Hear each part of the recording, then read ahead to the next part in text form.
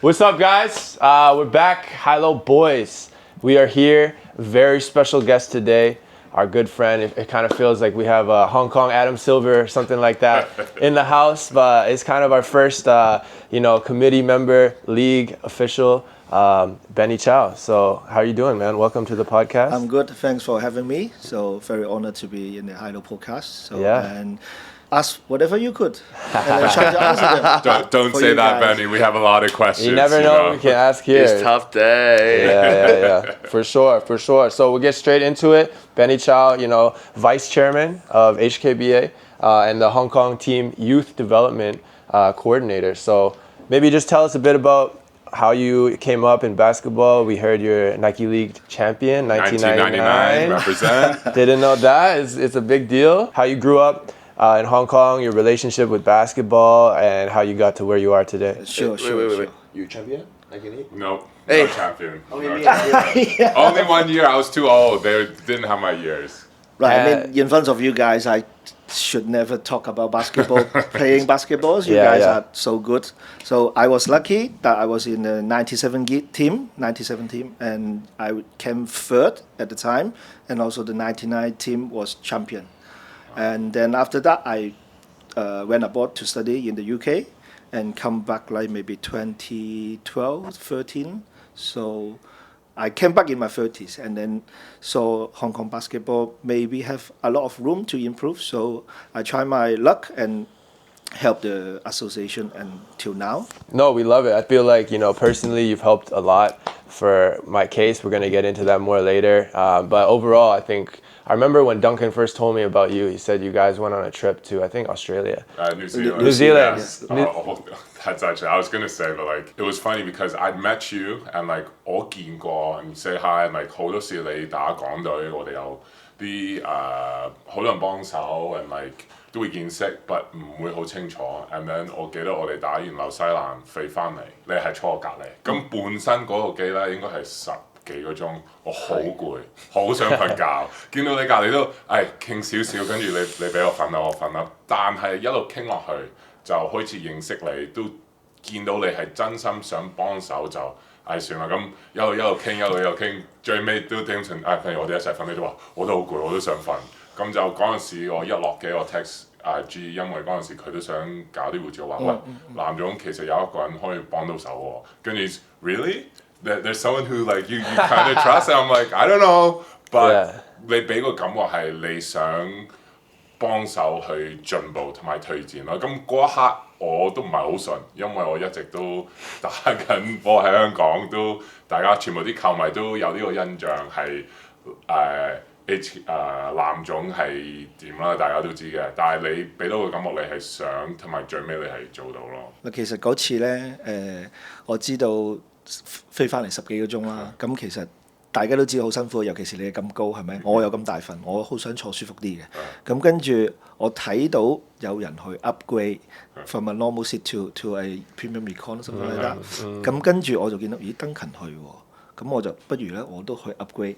咁我就特登真係趁呢個機會可以同佢傾偈，因為喺成個 trip 嗰度咧，我有同我記得奇哥好似有去，我有同奇哥傾偈嘅，跟住我都有同少華傾咗一陣嘅，咁跟住我就諗，喂，好嘅機會可以同到香港隊嘅隊長去傾下依家香港嘅問題，因為我睇到有啲問題嘅，我相信有進步空間，但係如果啲球員都唔係同我同一個心態嘅，咁我去改進冇用嘅，所以我好想去同翻香港隊嘅球員，尤其是我哋 captain 咁樣去傾一下，有啲乜嘢你覺得可以轉變，或者你覺得我哋總會有啲咩可以轉變，我哋去傾一下。咁所以就係點解嗰次就傾咗，我諗至少3-4個鐘，跟住先瞓覺。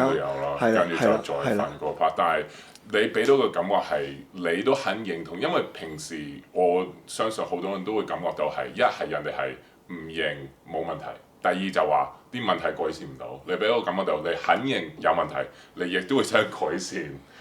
我冇講咩問題，我冇講邊個啊嘛，笑話。It must be very nice for 2 Daiguo sitting. Whoever sat next to you guys, it must be very lucky. It was comfortable, but Benny gave me the feeling of hey, I admit we have problems. I admit we're trying to fix this. or what can we fix, what's possible. Like obviously we can't do everything, and that was like what started our relationship and why I texted you like right after we landed. Yeah, for sure. I was very excited when Dunk told me that, have some more positive influence. And then the first time we met, I remember we went to a very nice coffee shop in Landmark Hotel. Yes. Yeah, and I was like, okay, this is official. And that was kind of the beginning for me, when you started to help me with the process of getting my passport. And it's been a long journey. Finally got it. Appreciate the BAHKC. BAHKC. Yeah, there you go. Not to be confused with HKBA. Yes. Very different. Thank you guys. But maybe Benny, you can talk about my case, how that went, why it was successful. I know Anthony might get his passport soon too, young Anthony Groot. And then there's David and there's Dom, which every situation is a little bit different, right? Yes. I think many fans want to know kind of the process and how it's going with everybody. 嗰次同楊和啦，同埋阿 Duncan 喺見面啦。咁其實嗰陣時，楊和已經係可以拎到香港護照噶啦，佢自己申請嘅。OK， 咁佢只係可能需要一啲幫助啦，可能總會出一啲信去幫佢整翻一啲 documents 嘅嘢啦。咁跟住就搞得掂啦。咁但係當然中間有少少 twist 嘅，咁我哋都有打下電話啊。同總會去溝通啊，咁跟住最尾其實佢都攞到嘅，咁但係攞到之後咧，其實之後我哋要將佢由一個neutralize 嘅 player 變做一個 local 嘅 player。FIBA 俾我哋嗰個嘅信息，佢係當一個歸化球員。咁我哋話唔係喎，佢好細個就已經喺香港嘅咯，跟住以前又打學界啦，又參加我哋本地嘅 local 嘅訓練啦，係咪先？咁依家又打咗我哋香港嘅甲一好多年，咁我哋慢慢 build up 個 case， 咁一開頭我哋俾 FIBA 話，喂，我哋想揮佢嘅 case 由 neutralize 變做 local， 咁其實我哋俾人 reject 咗嘅，咁我哋冇 give up，就同總會再傾我哋應該可以點，跟住咧再 build up 一個 portfolio， 咁再交俾 FIBA， 跟住最尾幾個月之後咧，佢就可以由一個歸化變做local 嘅球員，因為呢一個其實好重要嘅，每一隊12個人入邊只可以有一個歸化球員。咁樣，所以對香港嚟講長遠發展，我相信係一個好事。好多時好多球迷唔知，如果你16歲之前未攞到德區護照咧，其實你想打香港隊，你之後攞到德區護照，你都係當歸化。冇錯。你講咗少少楊和，你可唔可以解釋多少少阿 Dom 同 David 嘅情況？我講阿 David 先啦。咁其實大家都知道佢打得好好啦。咁點解嗰次我會去見到就係我本身翻過屋企嘅，我見到有人 post 咗佢去咗修頓睇波啦。OK， 咁我就即時我就由翻屋企我就變咗去修頓嗰度，跟住就真係行過去同佢傾偈，因為之前我冇接觸過佢嘅，我一定要自己親身接觸過佢，我睇下佢係咪真係真心想幫香港隊打，我先決定要唔要幫佢噶嘛，係咪先？咁跟住我同佢傾下偈，跟住我 feel 到佢話 Hong Kong is my city, I was born here, I would like to play for the national team for Hong Kong。咁呢個至少俾到我個 indication 係佢係真心想幫香港打。咁跟住咁我有啲聯繫經總會，咁又可以揾到入境處啦。咁嗰邊我就傾下，跟住咧過2日之後，佢哋去咗將軍澳嗰個嘅 immigration department 嗰度就去申請啦。咁阿 Dom 咧就有少少唔一樣，我亦都已經同咗阿 Dom 去問入境處嘅職員，咁佢嘅情況，阿 Dom 非常之清楚㗎啦。依家佢知道應該要點樣做嘅，咁但係因為in個 process 我就唔太方便去講太多佢嘅情況，咁但係佢知道要點做，佢亦都想向住呢個方向去行嘅。但係佢兩個邊個困難啲啊？ Dom 一定困難好多，因為 David 喺香港出世。Dom 雖然都係喺香港出世 ，OK， 但係因為當時佢出世，佢個 parents 喺香港冇 status，佢唔係一個有 permanent residence 嘅 status， 所以佢未必可以跟翻即係咁容易咯。好多 fans 都會覺得就係話去香港出世又點樣攞唔到香港身份證？但係跟住你要攞到香港永久嘅身份證先可以去 apply 護照。咁但係 David 佢喺香港出世，佢又已經有香港嘅永久身份證。佢去 apply 香港護照嘅時候，佢都好似要楊和咁樣去放棄佢自己護照。咁最尾依家就等緊佢可能G League 完季翻嚟香港。咁希望5月份、6月份嘅時候可以搞得到。咁睇下講唔講得切8月份亞洲杯咯。但係我哋要好早入紙我哋嘅 roster 俾 FIBA， 咁所以唔肯定住。所以如果你諗住幫香港隊打，攞咗本護照先，之後就好多嘢就好容易㗎。聽到未啊，David？ next question I think many people, many fans always want to know is about the league. The league itself, it's not a lot of games. We see this year there was a little more production. Some of our games when we played Eastern Tycoon, we had sometimes I think 2 games with Silver Shield, some one of them. cheerleaders. Yes, There was some music, yes. stuff like that. But it's still wholesale. It's just not a lot. So maybe about the league, like, is there any plans or can you suggest anything in the next 5 years to improve maybe more games, maybe more production, things like more marketing? A lot of people, they don't even know sometimes about the league around Hong Kong. We always think there's more potential for the league. So I don't know anything you can talk about that, Benny. 你啱啱提過就係即係半場跳舞 entertainment 啦，咁跟住曝光度啦，我哋嘅宣傳可能唔係太夠啦，咁跟住會唔會有多少少嘅比賽啦 ？OK，我盡量講啦。咁其實半場 entertainment 歡迎，因為嗰次嗰個啦啦隊咧係其中一隊波嘅老闆旗下嘅一啲啦啦隊嚟嘅。咁其實如果坊間有一啲啦啦隊，佢哋想借總會呢個平台去宣傳佢哋，或者嚟表演，想有個平台表演，我哋 more than welcome 嘅，係啦，呢個肯定嘅，因為大家 win win，因為你哋會擺 social media，跟住亦都可以幫手我哋 promote，其實咁樣我覺得非常之好嘅。多啲比賽咧，呢個其實我哋有諗過，但係實行得唔得咧？我講少少啦。嗱依家我哋有10隊，咁你每一隊都要對另外嗰9隊，加埋就 total regular season 係45場比賽啦。咁我當你主客咁樣打，你就由45場變咗有90場㗎咯喎。OK， 咁好啦，我哋依家主要都係用修頓去比賽。咁修頓其實佢哋都唔係淨係俾藍總打甲一㗎嘛，佢哋有自己嘅借俾其他團體去用佢哋嘅場地。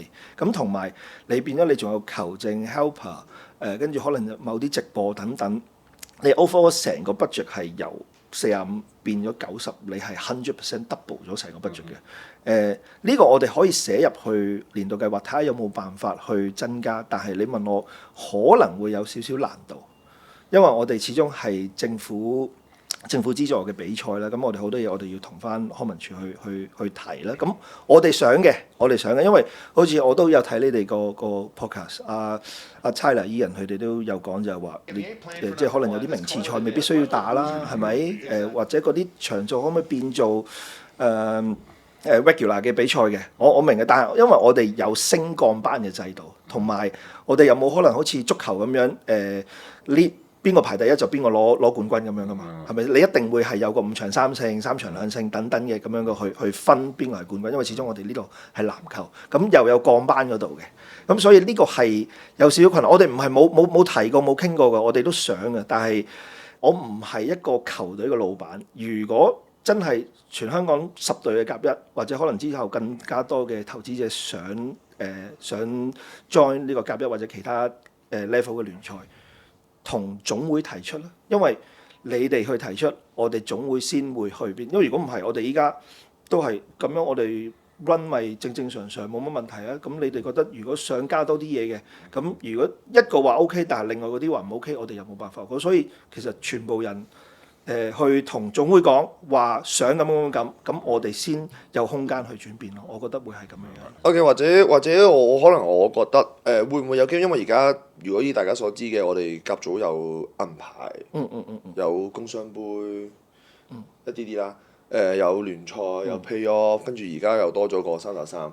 OK， 咁如果即係好似你啱啱咁講話，我哋budget 可能會 double up 嘅話，咁會唔會其實可能將所有 budget擺落去一個雙循環嘅比賽？因為如果你問我哋打咗咁多年，我哋香港我哋主要練波可能練幾個月，但係我哋得10場比賽。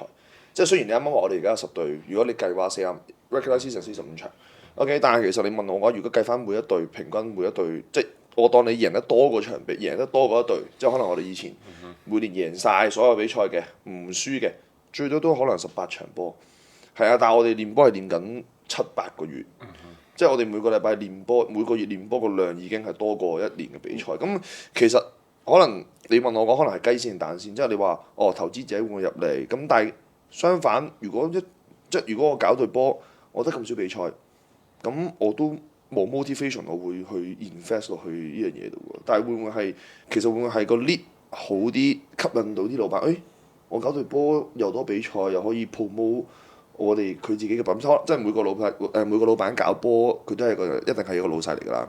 即係佢一定有自己生意，佢會可以 promote 自己。但係咁如果我搞隊波，我覺得10場比賽，仲要冇觀眾冇人睇，咁佢又 promote 唔到自己嘅嘢，咁其實佢係純粹係抌錢落嚟用咗嘅啫喎，即係佢係冇任何 income 嘅。絕對收到你啱啱所講嘅嘢，呢個同一番説話我都聽咗幾次㗎啦，我好幾次啦。咁你啱啱所提過有唔同嘅嗰個比賽啦，OK 有銀牌啦、聯賽啦，跟住工商杯、健康杯等等嗰啲啦。其實呢啲係一路以嚟都喺嗰個計劃入邊要去做，因為籃球總會佢有一個係要普及化、推廣普及，咁變咗你就係唔同嘅 age group， 跟住都要有一啲嘅比賽俾佢哋。呢個我就係明白。所以就係我明，同埋我會睇補充少話講少少嘢，因為我都近排都同出邊嗰啲外援都有傾。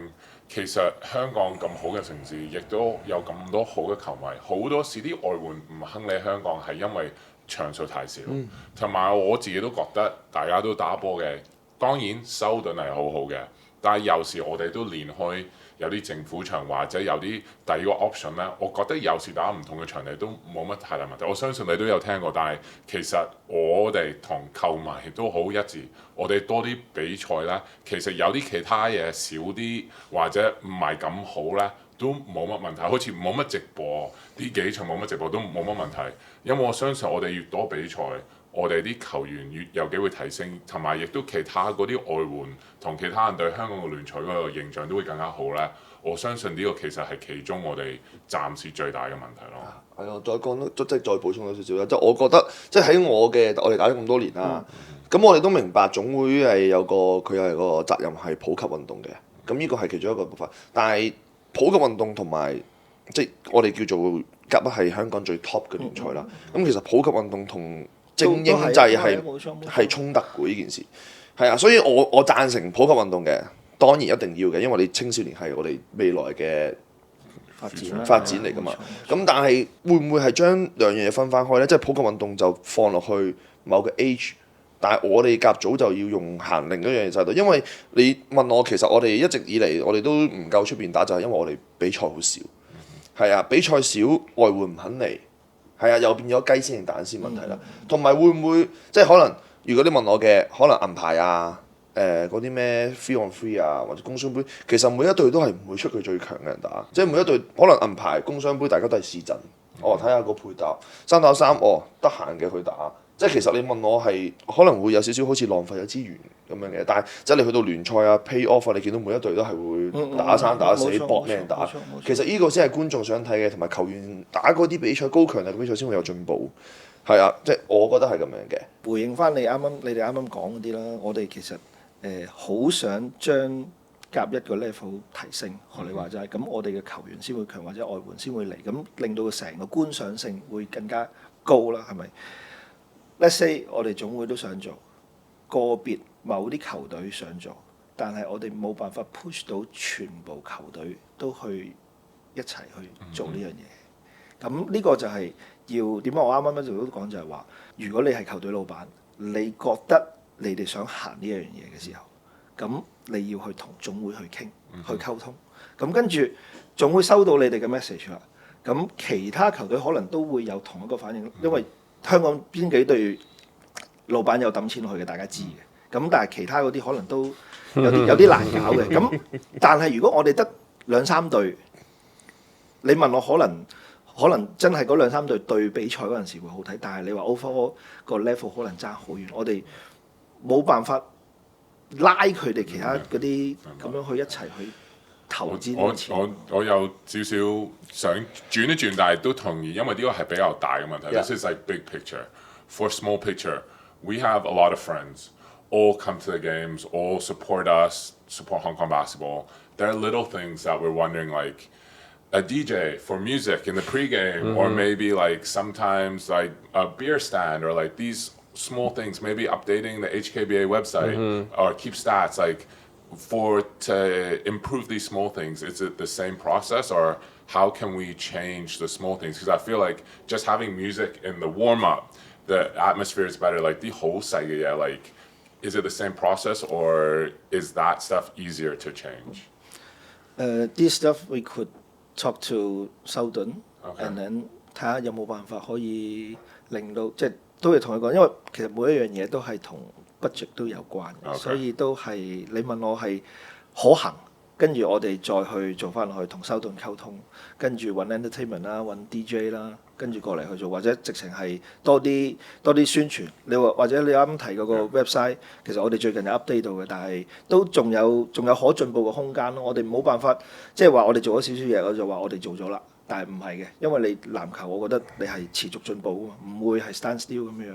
Okay, one more question. Keep going, keep going. Out of today. It's good. We like when Siwa energy is high the more today. Siwa talk, the better the episode. Okay. So 我想問一個問題，你會唔會覺得而家10隊甲組其實係太多嘅？因為你啱啱提出，因為我係 base on 你啱啱提出嗰樣，我先諗到一樣嘢。你話 top team 對下邊嗰啲差距太大，OK， 咁所以冇人睇，所以下邊啲老闆唔想投資。咁會唔會其實你覺得10隊太多？因為你見台灣其實6隊，但係佢哋打2個循環，會好多人睇，因為個比賽係好 intense 嘅，好 high quality 嘅。但係其實你難聽啲講，我 top team 對最低嗰隊，我根本我唔使 ready， 我琴日是但打食飲下啤酒我打我都係會贏嘅，即係 sorry Cut it. That's Okay. real. okay but it's true right you hear it. You heard it here first. You heard it here first. Let's see how many beer next game. See what I can have. yeah that's what I want to say like 10 team maybe too much Yeah. maybe 6 team 我印象中我啱啱翻嚟嗰陣時咧，我哋應該得8隊嘅啫。 Yeah. 就係當時有球隊嘅老闆去同總會去溝通話，喂，會唔會加多啲隊上去甲一嗰度啊？係咪？咁所以佢哋就去行咗呢樣嘢。咁如果學你話齋，如果球員反映，即係球員話可能太多隊喎，會唔會減少隊，跟住令到可以個場數比較多？咁你變咗你要同翻老闆講，老闆再同總會講，跟住睇下有冇辦法將呢件事變正常，唔係話即係有時香港我知道好多我哋想去改變嘅嘢，但係我哋冇辦法咁樣做到。我哋一定要有個 process。總會去喐嘅話，就係老闆去出聲，或者好似我哋呢啲會長咁樣去出聲，咁可能就會有辦法將成件事做得比較好。但係 so far 希望可以做到你啱啱提到嗰啲，我都希望有一日香港可以咁樣樣。Moving on, I think a big topic as well is the women's side. You know, we have maybe one of the best women's coach right here. Yeah, maybe you can talk about the women's side. Why is there no league right now? Is there going to be a league? The development for the girls' side and the women's side and things like that. And then Siwa, you can maybe chime in and talk about it. 最近就有個公開組啦，咁公開組咁多咗我記得好似應該16隊啊，如果冇記錯，每邊8隊啊，係啦，多咗呢幾隊，因為之前其實好多人都話，哇，女仔嗰邊嘅 support 相對比較少喎，係咪先？咁我哋依家所以就都聽到大家嘅聲音，咁所以喺公開組嗰度去做一個多啲女仔隊，咁亦都會有個升降班。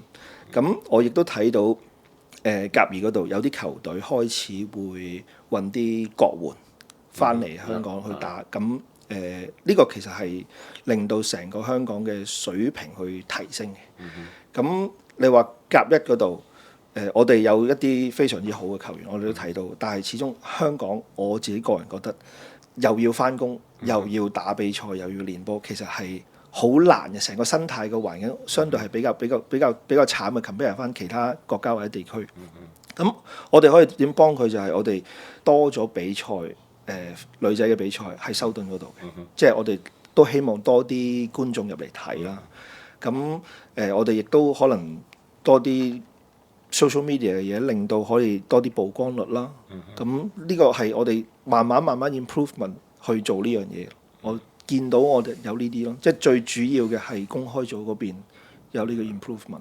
我自己會想問關於港隊女仔同男仔都好，我哋會唔會有機會或者會唔會有啲困難？我哋向台灣或者其他嗰啲國家係請外籍職業教練入嚟教，因為我都有聽到女仔同男仔嗰邊兩邊都係對呢樣嘢有興趣咯，因為覺得有個職業教練入嚟教，我相信都會提升到咯。咁就會唔會有困難去做呢樣嘢咯？Hey, Nathan, ready? Assistant coach. Ready your CV. Hey, ready your CV. OK. 其實我哋係有我自己都有 interview 過2位 foreign coach 係啦，咁有同佢哋提過呢樣嘢嘅。咁但係我哋香港都係嗰句啦。就可能聯賽又唔係太吸引啦，咁點解？即係我哋揀人嘅時候，人哋都會揀我哋㗎嘛，係咪？咁嗱有好幾個方面嘅，我哋香港嘅 cost of living，大家都知咩事。咁其實可能 let's say 我哋個 salary level 可以同國內睇齊，但係佢哋會選擇去國內。咁同埋我哋好多時都係因為同即係攞翻government嘅 funding 啦，咁可能有一啲係要 involve office hour。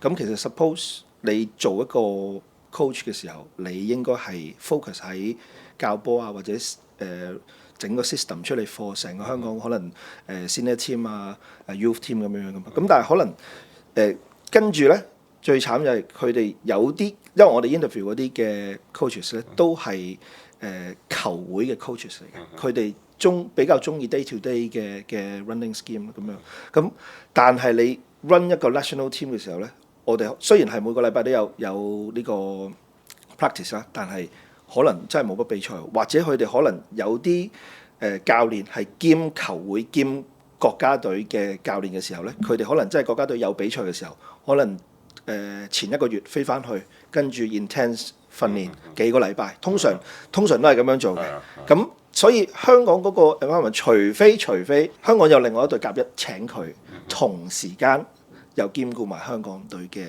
教練，咁可能比較 feasible， 你錢會多啲先咯，係啦，咁你又有day to day 嘅 everyday 嘅球會嘅咁樣教咯，可能會比較好咯。你有㗎，我哋係其實有男仔女仔，我哋都有嘅，但冇成事，我哋冇講到出嚟咁解啫。因為我覺得 this is like 好多球迷同好多人都會想提起呢樣嘢，因為我相信好多 for 香港隊男仔女仔，我哋都想提升，我都好中意趙 Sir、明 Sir、奇哥，佢哋都想學習，都想一齊有個 consultant 入嚟，或者有啲人去幫手，因為我哋已經講到已經需要呢個進步咯。我哋係香港籃球需要進步，唔係話呢個教練唔好定嗰個教練唔好，其實係。出邊之中水平係高啲，我哋要提升。咁球員又好，教練又好，我哋一定有呢個 mindset 咯。因為你見到其實好似全運手球，佢哋嗰個都係一個前國家隊嘅教練，然之後嚟咗香港。係啊，你亦都見到其他運動其實真係外國教練嚟先可以提升到，即係譬如甚至籃球，你見到 Man Sir 嚟，成個籃球嘅水準係唔同咗。係啊，所以其實你問我嘅話，即係好似啱啱啲人咁講。奇哥啊、明 Sir 啊、趙 Sir 佢哋 OK， 我係同佢哋 OK 嘅 OK， 但係佢哋都係想學到嘢多啲，係啊，咁始終職業國際賽就係國際賽，你香港就係香港，係完全唔係嗰個經驗啊、部署啊、安排，完全唔係嗰回事嚟嘅。聽到你講，其實同一開頭睇個紐西蘭嗰個 flight 同 Duncan 講，我哋都其實已經探討過嗰個情況，咁。我自己都有同明 Sir、趙 Sir、奇哥有講過，佢哋都話其實佢哋係 open， 因為打開波啦，我哋都想有進步，唔會停滯喺嗰度，或者齋停留喺嗰個位。咁我哋想做嘅時候，我哋亦都用咗某啲方法去令到我哋睇下有冇辦法去做到呢樣嘢。One of the things that as older players and also for fans, it's not that Hong Kong basketball is getting much worse. It's national team. But the countries around us, the same It's level, getting better. It's getting better. Much faster than us. You look, Indonesia, bringing in naturalized players. Mongolia, Thailand. Yes. Everyone is making these big steps forward. And we feel like all we can hope for is, oh, we got Glenn. Oh, maybe next year we get David. But we don't really... We're not really improving, Yeah. And these others, you don't even talk about Taiwan or China or Korea, they're all the way up here. It's like, wow, Indonesia's really improving. Wow, we got to beat Mongolia consistently, which is hard, you know. So how do we move forward or improve at least to the other small countries 啦？起碼我哋唔會再落後咯。所以我哋就將阿 Glenn、David、Anthony maybe 阿 Dom， 希望佢哋可以代表到香港打比賽。咁到我哋真係對周邊附近個國家嘅時候，我哋希望可以有更加好嘅成績。我知道其實唔係淨係教練，或者唔係淨係我哋有冇比賽，或者淨係球員嘅，我哋係方方面面成個 whole picture 去做呢樣嘢。總會一定係要去幫手。我哋要揾啱嘅教練啦，好似你哋啱啱講，跟住揾更加多嘅球員，強嘅球員，去同其他亞洲嘅地區或者國家去打呢啲比賽。咁其實我哋如果有辦法嘅，我都好想好似泰國咁樣，我可以 neutralize a player。OK， 香港我哋冇辦法，我哋要先攞到永久嘅身份證，我哋再可以去攞 passport。其實呢個已經係一個都一個 pretty 大嘅 obstacle 嚟嘅，對我哋嚟講。咁所以我哋之前從來都冇 aware 過，我哋永遠都係揾翻我哋啲 local 打啦，係咪先？咁跟住依家其實我哋意識到啦，疫情之後我哋意識到呢件事，所以我哋就想去 improve， 所以先會有即係去幫球員去做歸化咁樣咯。And to be fair, U22 I think was done well. Yeah. They had good results. Ivan, those guys, they played well. And also the fans and the atmosphere, that was something that was done well, to be fair. And so if we can do stuff like that, I think there is hope. I think there is always hope with Hong Kong basketball. But having said that, we have one more question. Maybe one of my favorite questions. Siwa wants to ask about the refs. And me and Glenn also about the reffing in Hong Kong and maybe 少少你講啦。咁你覺得甲組啦，即係我哋所講香港最高水平嘅比賽，即係你問我如果甲二啊、乙組啊、丙組冇都 make sense 嘅，你問我。但係如果你問我 top league 都冇一個叫做回播系統嘅嘢，甚至可能你見到比賽好多誤判，但係其實係冇任何問責制或者冇任何嘢，因為我都知道其實香港嗰個玩法係唔同嘅，球證係真係唔係總會管或者可能係佢哋自己嘅一個群體嚟嘅。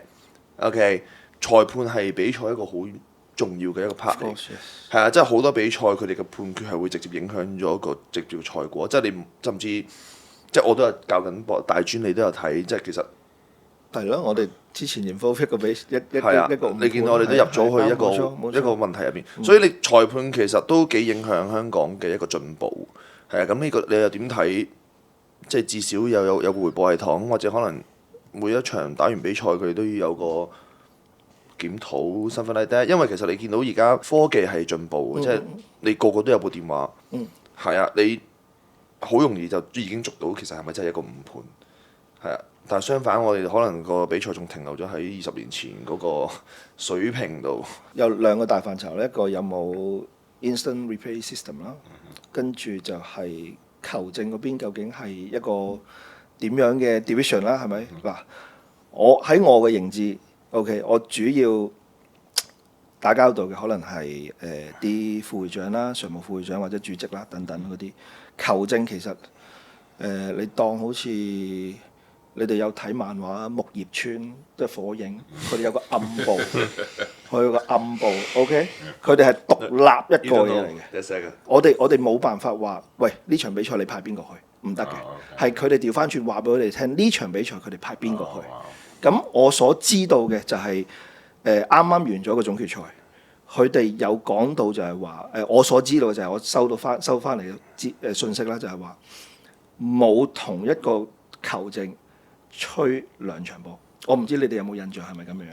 我自己我冇留意。嗱，但係補充啲 ，OK，no offence。嗱，我都仲有少少講。嗱，佢哋揀嗰啲球證咧，一定係1級或者國際級嘅球證。OK，no offence。OK， 但係即係如果你問我哋打咗咁多年，即係基本上你所有球證我哋都認得嘅。OK， 即係最近係有好多新面孔，佢哋會。我唔知佢哋係咪真係 qualify 嘅。